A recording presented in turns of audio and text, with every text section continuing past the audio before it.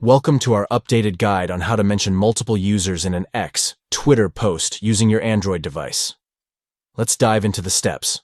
1. Begin by opening the Twitter app on your Android device to start composing your tweet. 2.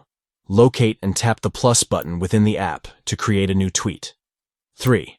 In the Tweet Compose box, use the plus symbol followed by the username of the account you wish to mention in your tweet.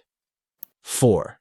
You can continue typing your message and add more text, or include additional usernames, by using the @ symbol in the same way. 5.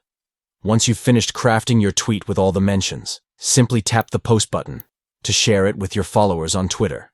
By following these simple steps, opening the app, creating a new tweet, mentioning users using the @ symbol, adding more text or usernames, and finally posting your tweet, you can effectively mention multiple users in your Twitter posts.